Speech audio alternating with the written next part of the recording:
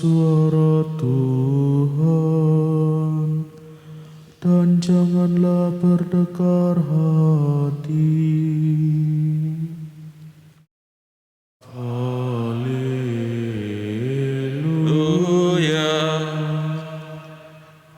haleluya. Tuhan bersamamu. Inilah Injil suci menurut Lukas.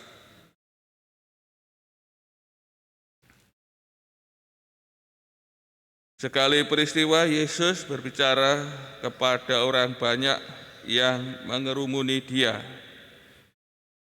Angkatan ini adalah angkatan yang jahat. Mereka menuntut suatu tanda, tetapi mereka tidak akan diberi tanda selain tanda Nabi Yunus. Sebab sebagaimana Yunus menjadi tanda bagi orang-orang Niniwe, demikian pula lah Anak Manusia akan menjadi tanda bagi angkatan ini.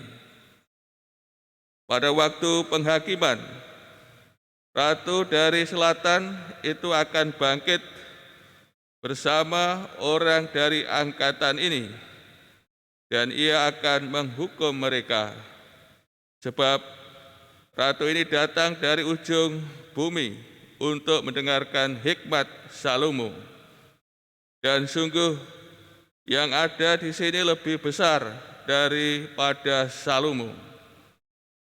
Pada waktu penghakiman, orang-orang Niniwe akan bangkit bersama angkatan ini, dan mereka akan menghukumnya. Sebab orang-orang Niniwe itu bertobat waktu mereka mendengarkan pemberitaan Yunus, dan sungguh yang ada di sini lebih besar daripada Yunus. Demikianlah sabda Tuhan.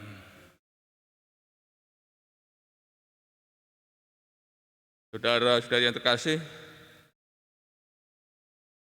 Tuhan Yesus tadi menyebut angkatan ini adalah angkatan yang jahat. Mereka menuntut suatu tanda. Menuntut suatu tanda dalam arti lain, minta dasar untuk percaya. Apa yang bisa diberikan Tuhan Yesus sehingga mereka bisa percaya kepadanya. Tanda yang diminta ini seperti yang dibuat oleh Musa di Mesir. Dan Tuhan Yesus menunjuk pada tanda Nabi Yunus.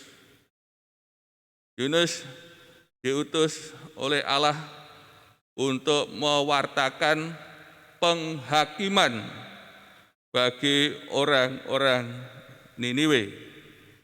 Dan berkat pewartaan Yunus terjadi pertobatan nasional atau pertobatan negara.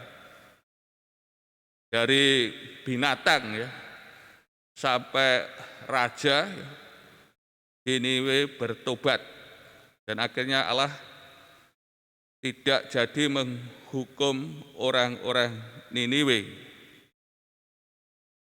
Dan Tuhan Yesus sebenarnya menjadi tanda pertobatan bagi angkatan ini. Saudara-saudari kasih, Ratu Selatan ini ratu orang tidak beriman, namun menempuh perjalanan ke daerah orang beriman kepada Salomo untuk mendengarkan hikmat Salomo. Dalam kasus ini, orang-orang tidak beriman lakukan pertobatan atau tindakan iman.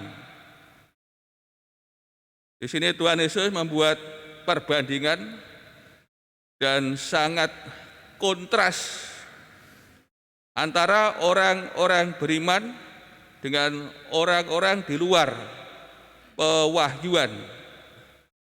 Orang-orang beriman, yaitu orang Yahudi, tidak bertobat, tidak percaya ketika mendengar pewartaan Tuhan Yesus, tidak percaya kepadanya.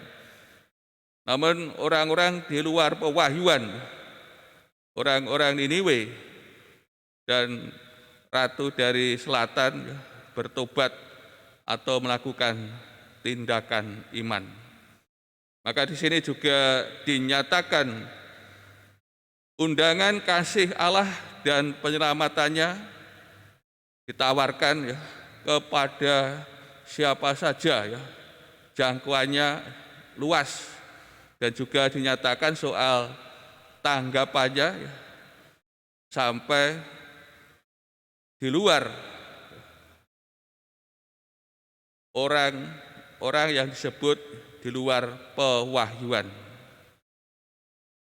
Saudara-saudari kasih, melalui sabda Tuhan ini mengajak kita untuk senantiasa melakukan tindakan iman, senantiasa bertobat, mendengarkan sabda Tuhan kita Yesus Kristus, pewartaannya, menyimpan dalam hati, merenungkan, membatinkan, dan akhirnya melaksanakan dalam hidup sehari-hari, dan juga mewartakannya, membagikan kepada orang lain.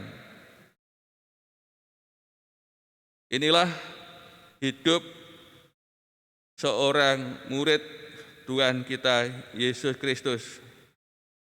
Cara inilah yang harus menjadi cara gaya hidup kita.